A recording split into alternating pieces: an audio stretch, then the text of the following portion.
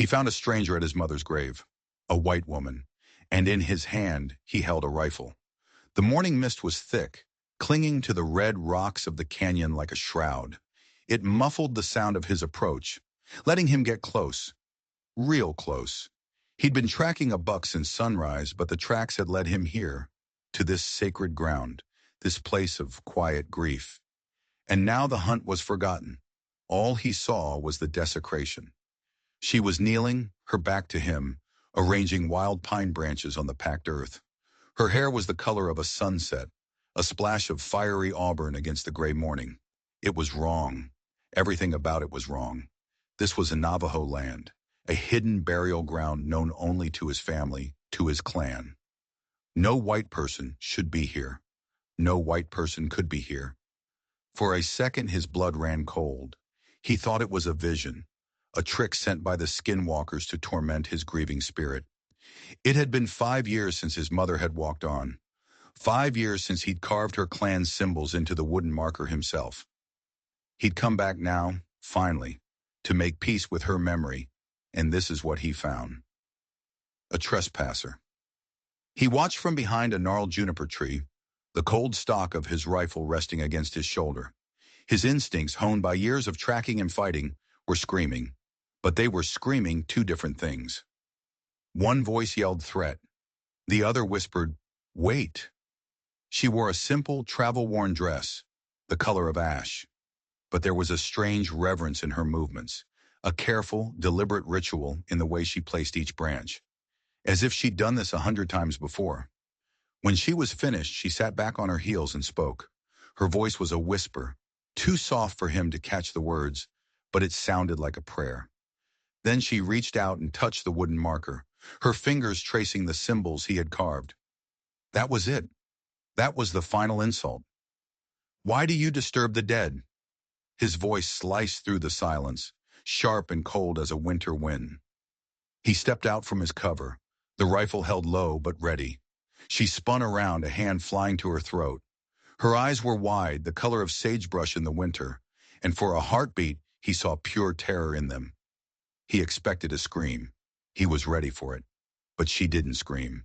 Instead, the fear in her eyes was replaced by something else, something he couldn't read. It looked almost like relief. You're her son? She whispered, her voice trembling. You must be. She said you'd come back. The words hit him like a physical blow, knocking the air from his lungs. They made no sense. His mother was gone. She couldn't have spoken to this woman. He'd been away on a long hunt when she passed. He'd returned to find the grave already settled, the dirt packed down. Matthews, the old trader at the post, had told him she'd died peacefully in her sleep, alone. My mother is dead, he said, his voice flat. I know, the woman said, and now he saw tears glistening in her sage-gray eyes. I was with her when she passed. The world tilted. The solid ground beneath his feet felt like sand.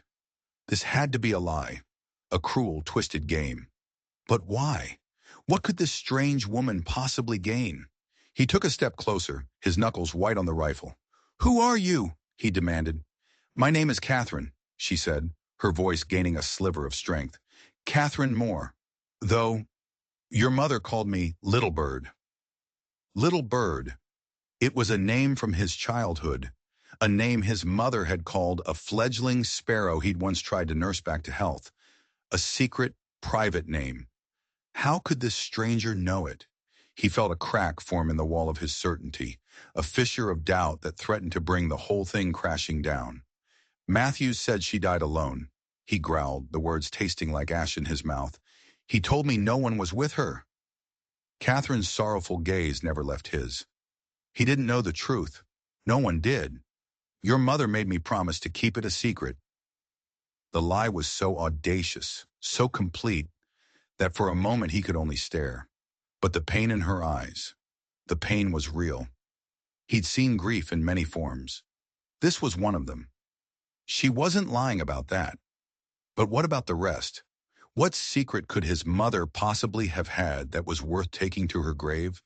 A secret that involved this white woman with the sad eyes and the sunset hair.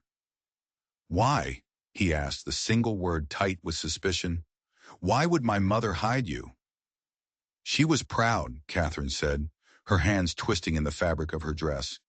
And she was very, very ill. It was the coughing sickness. If Matthews had known how bad it was, he would have sent for the agency doctor. They would have taken her to the hospital. She shuddered. She told me she would rather die free in her own home than in a cage with white walls. The detail was so specific, so true to his mother's fierce independence, that it struck another blow against his disbelief.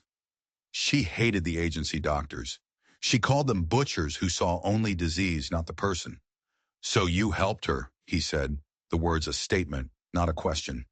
He was piecing it together, and the picture it formed was impossible. "I came every night," Catherine confirmed, her voice barely a whisper.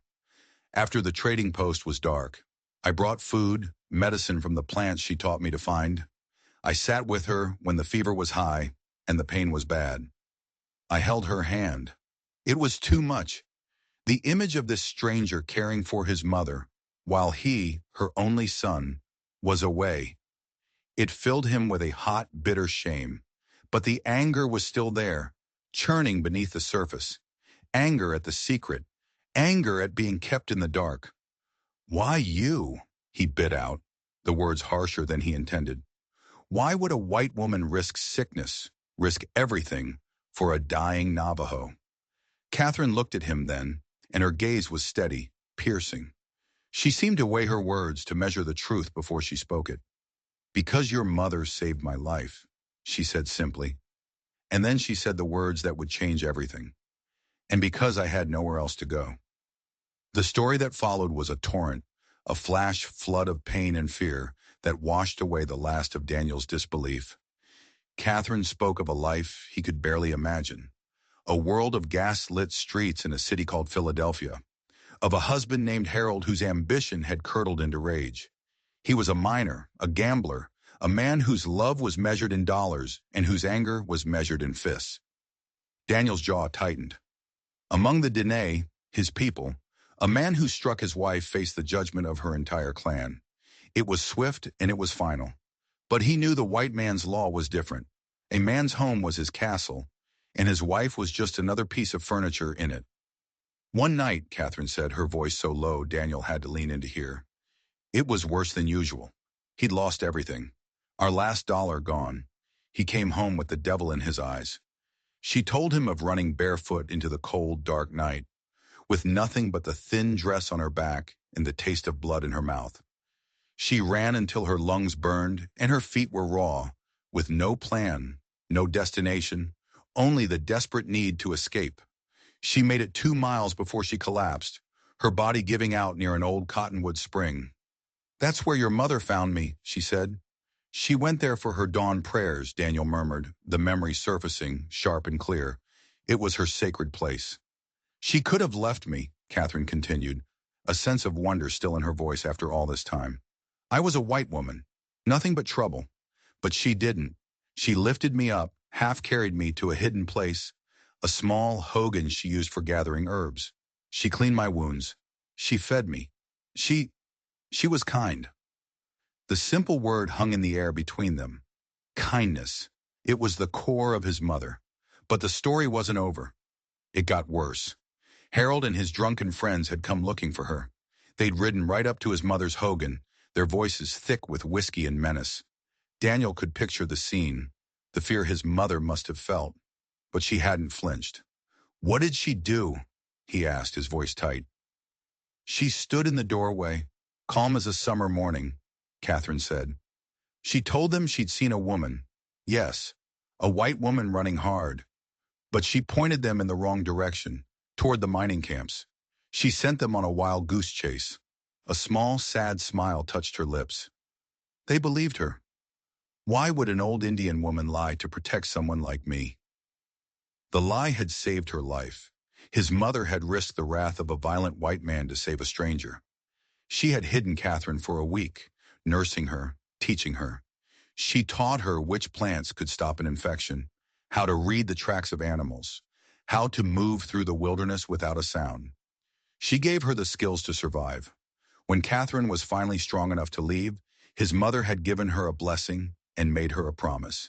If she ever needed a safe place, a refuge. She would always find it there. And you came back, Daniel stated.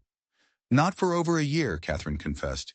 She'd found work at a mission school, teaching Apache children how to read. It was a quiet life, a safe life. Then word reached her.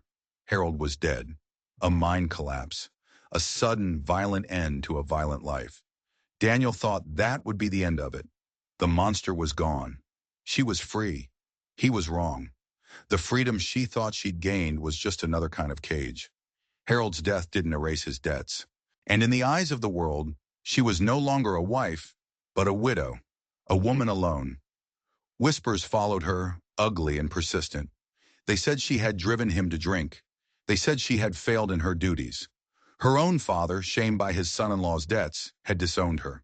The mission, once a sanctuary, now saw her as a liability, a scandal waiting to happen. They politely suggested she move on. I had nothing, she said, her voice hollow. No family, no money. No friends who would risk their reputation to help me.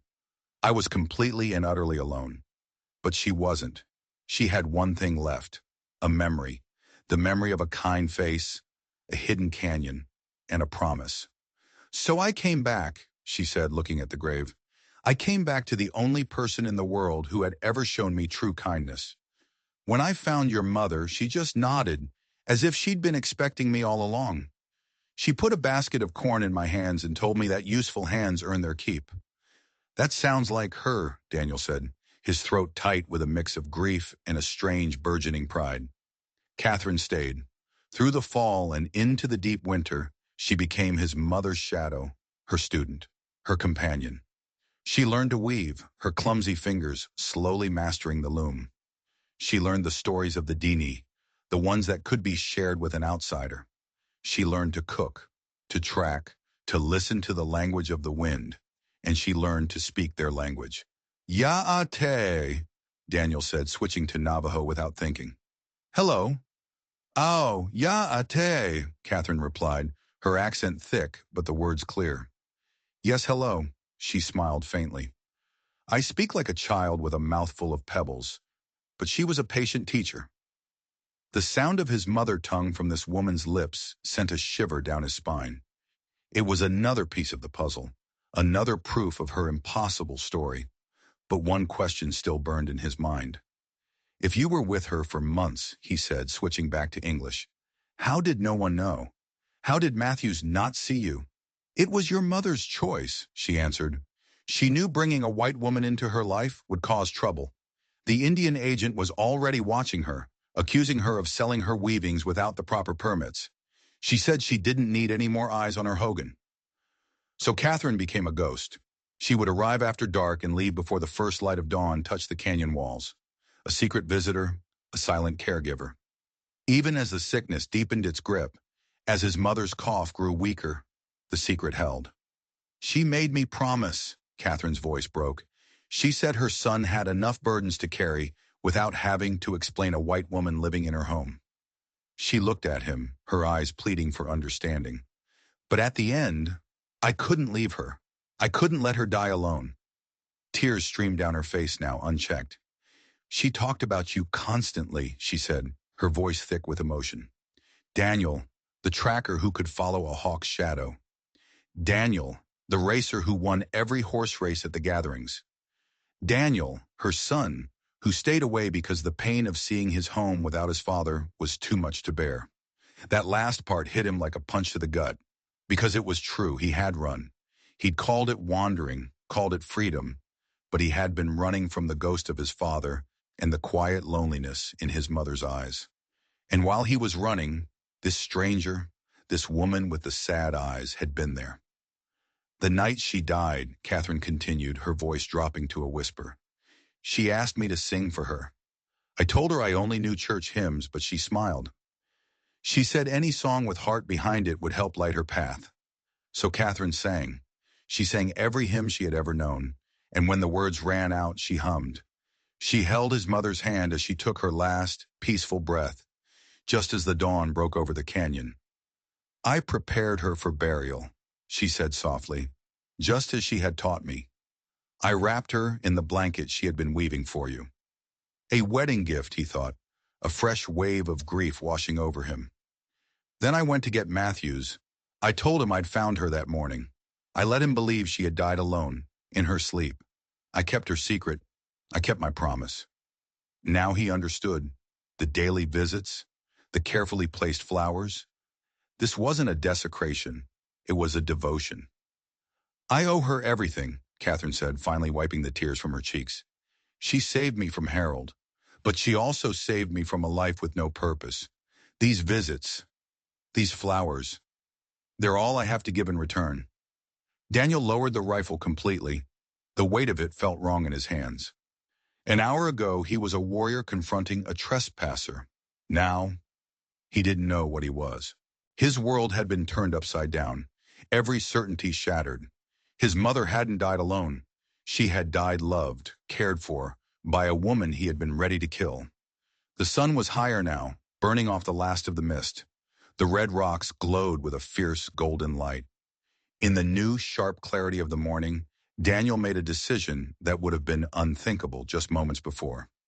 "You will eat with me," he said. It wasn't a request. He led her away from the grave, to a small, sheltered camp he'd made in a grove of cottonwoods. His horse, a paint gelding named Stormcloud, nickered a soft greeting. Without a word, Daniel built a small fire, his movements efficient, automatic. He needed the simple, familiar task to quiet the storm raging inside him. He'd come here for solitude, to finally face his grief alone. Instead, he'd found it had company. He prepared a simple meal of dried meat and parched corn. When he handed a portion to Catherine, she accepted it with a murmured, "Ah, hey, hey, thank you," in Navajo. They ate in silence, but it wasn't the tense, heavy silence of before. It was something different, a quiet space where two strangers, bound by the memory of one woman, could begin to breathe again. "Tell me," he said finally, breaking the quiet. "Not about the dying. Tell me how she lived in those last months." A soft, genuine smile touched Catherine's lips for the first time. It transformed her face, chasing away some of the shadows. "She wove," she said, "constantly, even when her hands started to shake. She said idle fingers were an invitation for mischievous spirits." She looked at him. "That blanket she was working on, the one I buried her in, she said it was for you, a wedding blanket, for when you finally stop running from your future." "I'm not running," he said, the words coming out defensive, automatic. Catherine's smile didn't falter. It wasn't mocking, only knowing. "She said you'd say that. She also said that a man who avoids his own home for 5 years is running from something, even if he calls it wandering." It was so exactly like his mother, her gentle wisdom that could cut straight to the bone, that he couldn't argue. He'd been running, and in his absence he had missed everything. "She said, 'The eagle soars highest when it knows where its nest is,'" Catherine said, her brow furrowed as she tried to recall the exact words. "You paid close attention to her." "Her words were gifts," Catherine said, her gaze lost in the fire. "I was so afraid of forgetting them. In the evenings, I would write them down in a little journal." She gave a short, self-deprecating laugh. "She teased me for it, said words were meant to live in the heart, not on paper. But I couldn't bear the thought of them vanishing." Daniel's head snapped up. "You have these writings?" "Yes. They're in my room at the trading post. Mr. Hubble gave me a job, cleaning and keeping the books." She hesitated, a question in her eyes. "I could bring them to you, if you'll still permit me to visit. I know I have no right to ask, but this place, it's the only peace I've found." He looked at her, this strange woman who held the last pieces of his mother's life in her hands written on paper. Tradition said the dead should be left to their journey, that earthly ties should be cut. But tradition also spoke of honoring debts, of repaying kindness. This woman had given his mother the one thing he had failed to, his presence. "You may come," he said slowly, the words feeling heavy, important. "But not alone. The trails are not safe. I'll be staying here for a while. The old Hogan needs repairs before winter." He met her gaze. "When you come, you find me first." "I will escort you?" A wave of relief washed over her face, so profound it was almost painful to watch. "Thank you," she whispered. "Don't thank me yet," he said, his voice gruff. I still have many questions. I will answer everyone. As the afternoon shadows grew long, Catherine knew she had to leave. Mr. Hubble, the trader, was a kind man, but he expected her back by nightfall. I'll ride with you, Daniel said, already moving to Saddle Stormcloud. You don't have to do that, she protested. It's a long way.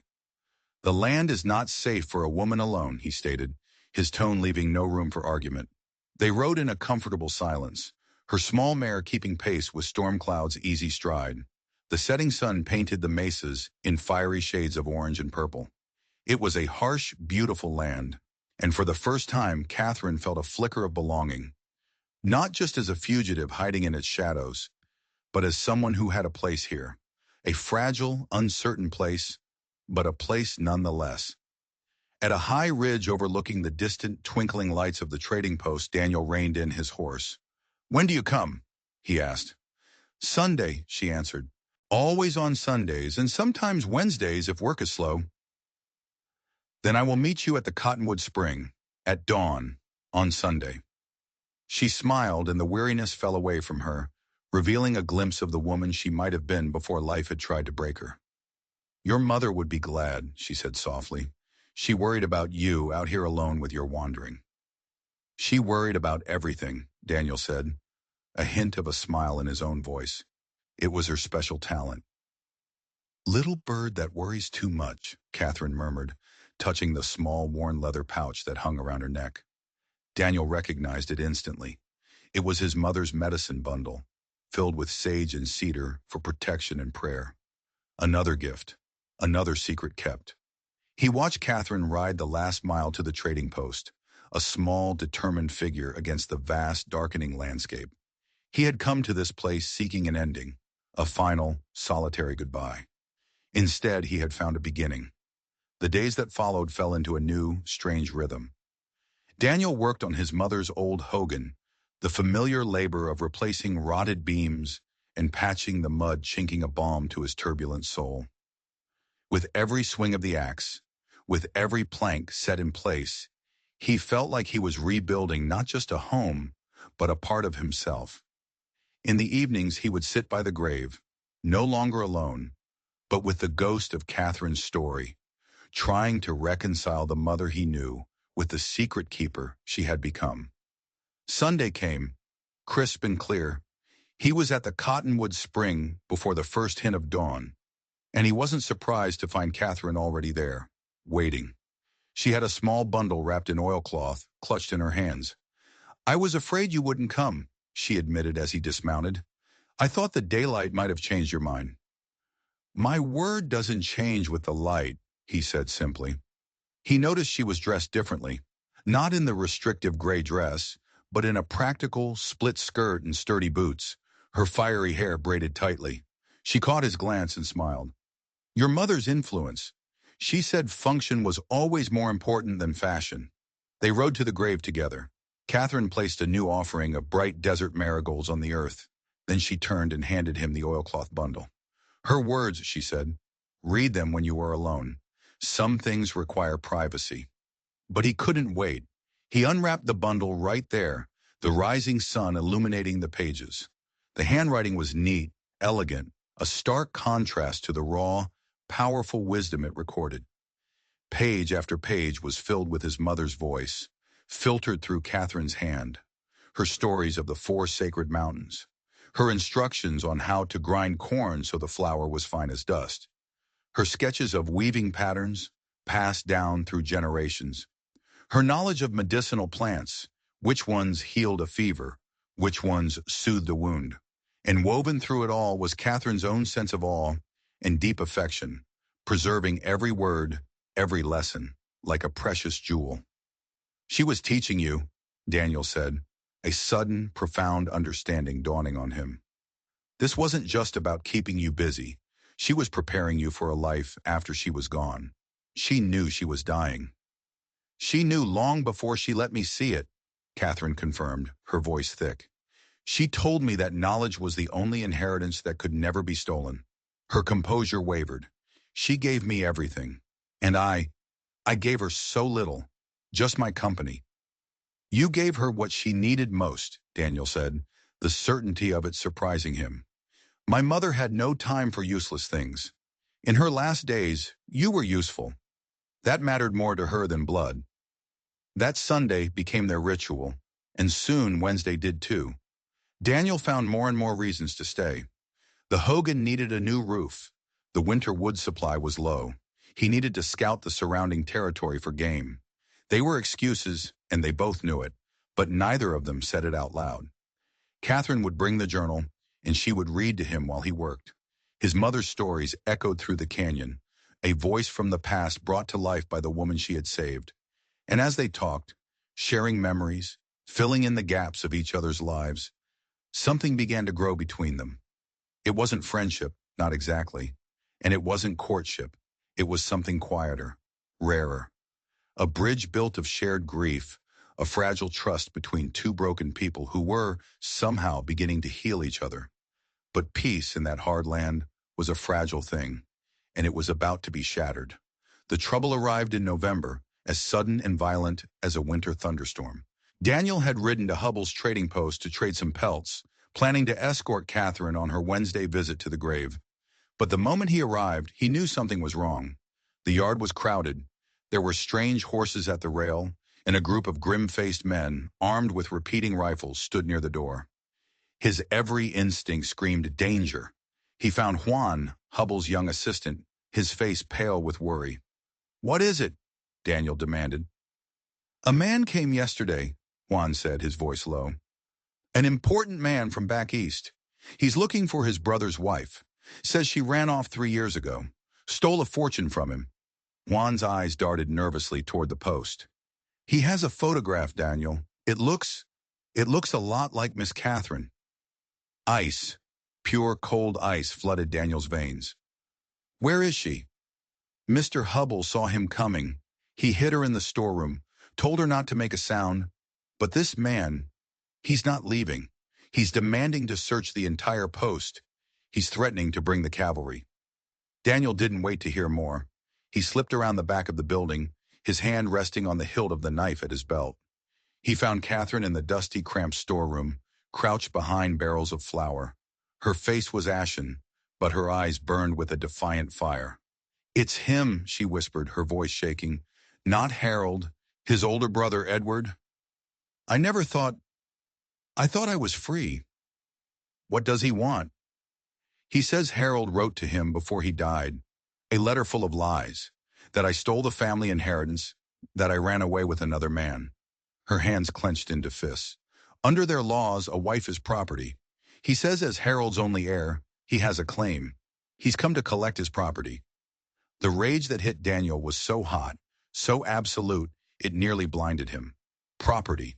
This woman who had cared for his mother, who had shared her wisdom, who had become a fixture in his life. A piece of property. "I won't go back," Catherine said, her chin lifting. "I won't be a possession again. I'll run. I'll disappear into the desert first." "No," Daniel said, his voice a low growl. "You won't have to." His mind was racing, sifting through options, discarding them as too slow, too uncertain. There was no time for lawyers, no hope in the white man's courts. Edward had money and influence. Catherine had nothing. He had to end this. Now. There was only one path, one that was dangerous and irreversible, but it was the only one that led to her freedom. "Get your things," he said, his voice hard, decisive. "The journal, the medicine bundle, nothing else. We leave in 1 hour."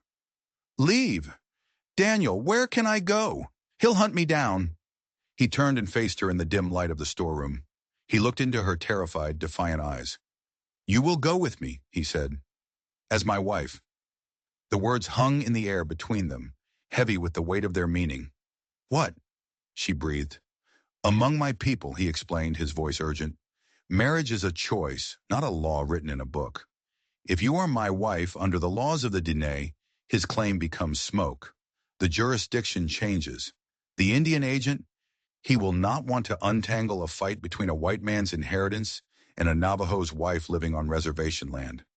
It is a knot he will not want to touch." "You would do that?" she whispered, her eyes wide with disbelief. "You would bind yourself to me?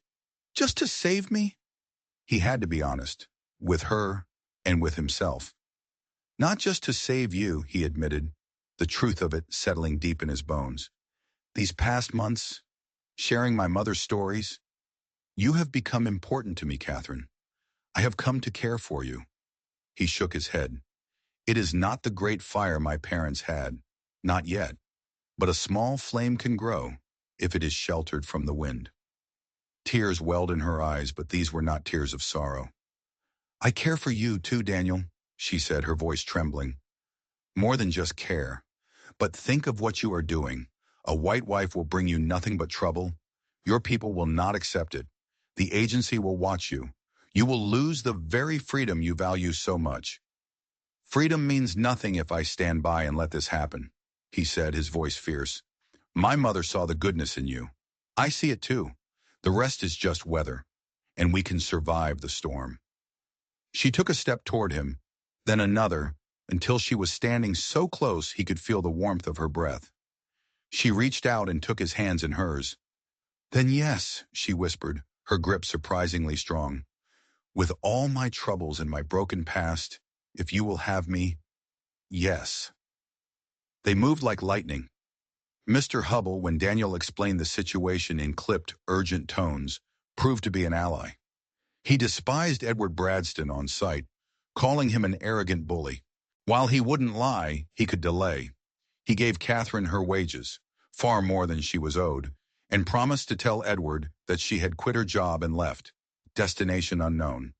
They rode out under the cover of a gathering storm, pushing their horses hard, not south toward his mother's Hogan, but north. North toward the deep canyons and high mesas where his clan made their home. It was a 3-day ride through unforgiving country, but it was their only chance. On the second night, an early snow began to fall, thick, wet flakes that covered their tracks and chilled them to the bone. They found shelter in a shallow cave, huddled together for warmth, the horses standing sentinel at the entrance. There will be those who object, he warned her, his voice a low rumble in the darkness. It is not our way. Was your parents' marriage traditional? She asked softly, a Navajo woman and the son of a Mexican trader. No, he admitted, but they had a fire between them that could warm a whole winter. We have something quieter, she said. She reached out and touched his face, her fingers cold but gentle. Your mother taught me that the most beautiful weavings begin with the simplest patterns. The complexity comes later. They reached his aunt's settlement at dawn on the third day. Maria Bay was a formidable woman, the matriarch of their clan, her wisdom as sharp as her eyes. She stood outside her hogan as they approached, as if she had been expecting them. Her gaze swept over Catherine, taking in the worn clothes, the determined set of her jaw, and the Navajo medicine bundle at her throat. So, Maria said in Navajo, her voice devoid of welcome, you are the white woman who watched my sister die. I had that honor, Catherine replied, her Navajo careful but clear. And now you come here. What do you seek? A place, Catherine said, her voice steady despite the piercing gaze of the old woman, and a chance to prove my worth to the man who offers me his name. Maria was silent for a long time. She looked from Catherine to Daniel, her eyes searching, judging. Finally, a flicker of something, not warmth, but perhaps acceptance, softened her stern features. My sister wrote of you in a letter, she said, surprising them both. She said you had a quiet spirit, but a strong one. She said you were lost, but not broken. She turned her sharp eyes back to Daniel. You are certain of this path? As certain as the sunrise, Wawarne, he answered. Then it will be done properly, Maria declared. There will be no shortcuts. Tradition will be followed. She looked at Catherine one last time. You have much to learn and much to prove. The weeks that followed were a blur of trials and teaching.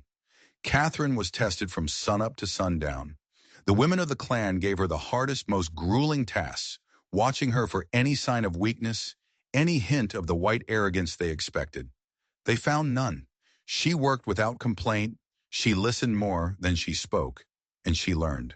Her weaving was still clumsy, her hands not yet accustomed to the intricate patterns, but her cooking improved, and her skill with their language grew stronger every day. Slowly, gradually, the suspicion in the women's eyes was replaced by a grudging respect. Daniel faced his own challenges. The men questioned his choice, reminding him of the unmarried Navajo women who would have made a more suitable match. He met their questions with patience, their doubts with a quiet certainty. The ceremony took place on the night of the first deep snow. It was a small gathering, held in the warm, fire-lit hogan of his aunt. Catherine wore a traditional dress of dark wool, her fiery hair braided with silver and turquoise. When Daniel placed his mother's wedding necklace around her throat, he saw tears shining in her eyes. They were married under the watchful eyes of his ancestors and his clan. Two people from different worlds, bound together not by passion, but by circumstance, by necessity, and by a quiet, growing affection that had taken root in the shared soil of their grief. That night in their own small, newly built hogan, as the wind howled outside, he held her close. "Any regrets?" he asked. She turned in his arms, her face illuminated by the soft glow of the embers in the hearth. "My life was a shipwreck, Daniel. Your mother pulled me from the water." She smiled. You, you have taught me how to stand on the shore. How could I ever regret this?" But their new life was not without its shadows. The Indian agent came in the spring, a man with a sour face and a belief in neat, tidy boxes. A white woman living as a Navajo wife did not fit in any of his boxes. He asked questions, he filled out forms, but in the end, their marriage, recognized by the clan but not by his government, created a legal quagmire he had no desire to enter. He muttered about the mixing of races and left them in peace. Edward Bradston was another matter. He was a bulldog, relentless and vicious. Letters arrived at trading posts across the territory, offering a reward for Catherine Moore, accusing her of theft, of fraud, of being a degenerate woman who had abandoned her station. But the woman he was hunting had vanished. Catherine Moore was gone. In her place was Catherine Yazzie, a quiet woman who spoke Navajo, who was learning to weave, who was protected by a warrior and his clan. The few traders who knew her secret kept it.